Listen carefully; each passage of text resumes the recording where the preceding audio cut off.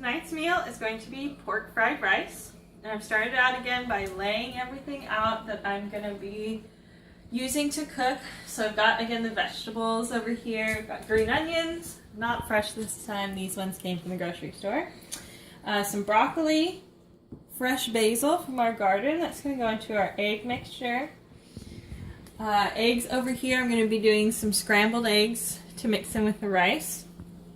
And then again, some of my seasonings. Less seasonings today than with the tacos. We're just going to do a little bit of ginger, salt, and pepper to season up the pork with. So this meal requires a lot of things to be cooked before you cook the main dish. So there's scrambled eggs that's going to go into it. There's rice that's going to go into it. The rice is already cooked. We did brown rice. There's broccoli that needs to be cooked up so it's softened. So all that needs to be done before you actually put together the fried rice. I'm going to start off by doing the eggs.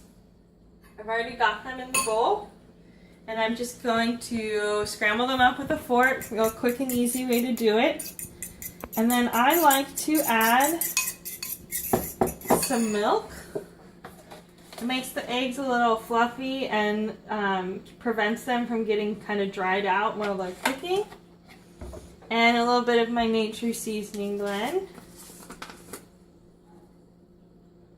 And I'm also going to chop some of this fresh basil up and add a little herb to the egg mixture. Yeah, my first time chopping fresh basil. It's very soft and delicate. Don't want to kind of ruin it, but I also don't want to have huge chunks. Ooh, I wish you guys could smell it. It is very strong. Fresh basil is definitely a lot different than buying the dried basil you can get in the store. I'm going to go ahead and add that to the egg mixture. Get that kind of all mixed together. And then I'm going to start cooking that up. So that'll cook while I'm prepping some of the other things. I'm going to cook it on medium-low. Again, any proteins like meat or eggs, you do not want to cook on high heat. And actually, if I'm doing this properly, I want to put some butter in the pan first. And I want a proper tool. So just a little bit of butter to coat the bottom of the pan, keep the eggs from sticking while they're cooking up. Butter's melted, coating the bottom of the pan. Now pour the eggs right in. Now when you're making scrambled eggs, what you want to do is you let it sort of sit for a little bit, kind of start to harden on the bottom. And then you start kind of mixing it up. So I shouldn't be doing it yet, but just to kind of show you, once it starts to harden, you kind of do that mixing gesture. And then it'll just continuously cook and harden up and finally make scrambled eggs. Got the eggs scrambled. You can see the nice big pieces of basil in there. It's just sitting to the side right now. I don't want it to cook more, but it'll get warmed up again when I put it into the fried rice. We've chopped up some green onions. That'll cook with the pork once that's ready to go in. And chopped up some broccoli, basically just removing any big pieces of stem. And now it's going to boil in the water just to soften up a little bit. And then again, that will also be added into the fried rice mixture. The other thing I forgot at the beginning and realized while I was chopping up the vegetables was that I didn't have all the vegetables that I meant to have. I was missing corn and peas. So it's just frozen corn and peas. We've rinsed them off a little bit. Again, they'll go into the mixture and they'll be warmed up in there. They don't have to be cooked for super long. The last step of the process before I can actually start cooking the fried rice is getting the pork ready. Because the pork is going to cook with everything else, you want it to go into the pan how you want to eat it. Because it's going to be too hard to take it out afterwards and chop it up. So we're going to cut it up while it's raw into bite-sized pieces. The first thing I'm going to do is I'm going to trim off the fat. The pork is going to cook in some butter, so it'll get some flavor from that. It doesn't need the excess fat, and that's just going to make it really chewy afterwards. So I'm just going to trim off that fat. And then since these are such thick pieces and this is boneless pork, I'm actually going to cut them in half first, which will make the process of chopping them down into bite-sized pieces a lot easier. Otherwise, I go through the whole process of having to cut everything twice because the pieces are far too thick to be bite-sized at all. And I've exposed some extra fat on here I want to get rid of. And now you've got some, almost clean pieces of pork here. And just proceeding with getting them cut down to bite-sized pieces, and then we can finally start cooking everything. Alright, pork is ready. Butter is sticking to the spoon. I've coated again the bottom of the pan with butter. Put a little bit more in there than I did with the eggs because it's not just for keeping the meat from sticking, but to add a little extra flavor to the pork. I do like my butter, not as much as Paula Deen does, but I still like a healthy dose to add some extra flavor to my meals. So the pork is going to cook on a just in between medium-low and medium setting. I pre-seasoned it with a little bit of salt and pepper, but I'm going to put a little bit more on. And I'm also going to add in my green onions and some ginger. Ginger gives it a nice kick and flavor. So I'm going to put a nice amount on that. If you use fresh ginger, which I have done, you don't want to use quite as much. Ginger is very strong. But if you are using dried ginger seasoning, you can put a little bit more on because it's not quite as potent. And again, a nice healthy dose of pepper. For my cutie, loves this pepper. And we'll put a little more salt on too. The pork will take a little bit to cook.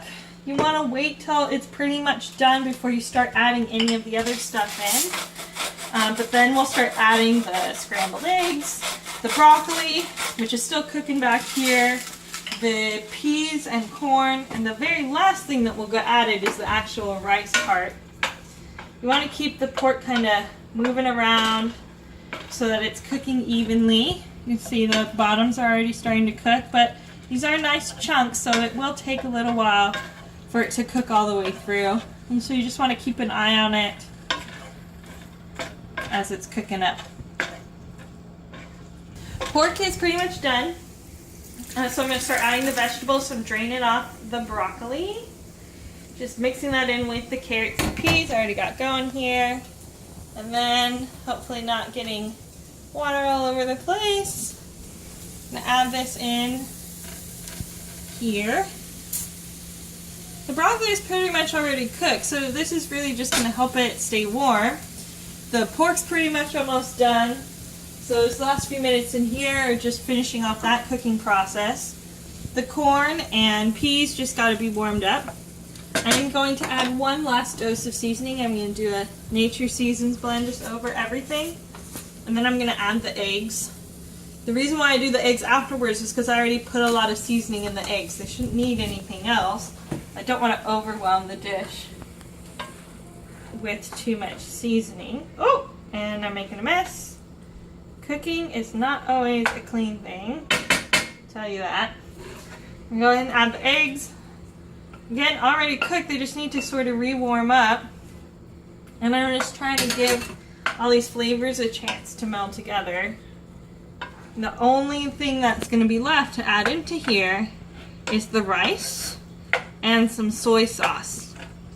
The thing I wanted to say about soy sauce, as with a lot of sauces, is that you have to be careful about whether a sauce is actually gluten-free or not. A lot of sauces, barbecue sauces, salad dressings, have some sort of a wheat or barley base to them that keeps them thick. So you really have to pay attention to whether they're gluten-free or not. The soy sauce we use says on the bottle it's gluten-free, which makes it really easy to pick out. For other ones, you really want to look at the ingredients and make sure that there's no gluten products in there, because it's not always obvious. And sauces is a place you don't really think about there being gluten in, but that's where it can kind of sneak up on you. I'm going to go ahead and add the rice now. It's just been sitting in the pot. How much rice did you cook? 1 cup. So I cooked up a cup of rice. I usually do 2, so that's enough rice. We cooked up a cup. I usually do 2 cups because there's so much other stuff you want as pretty much the same amount of rice to kind of balance everything out. But 1 cup should be good too. I mean, it's still all going to be the same flavors. It's still going to taste really good. And I'm just going to add this into the pot. Or the pan, I should say. It isn't a pot.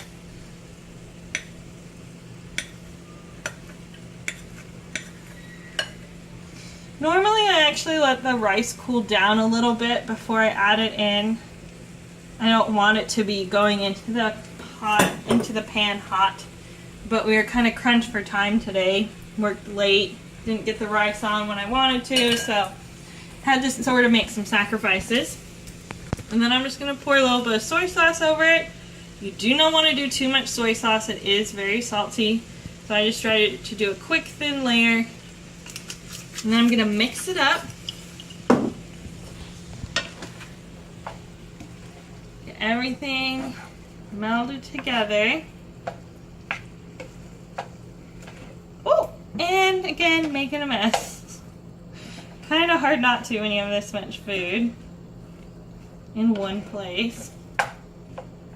So my final step before we can eat is I'm going to turn the temperature off, but I'm going to cover the dish, kind of let it steam itself a little bit and give a chance for everything to blend together.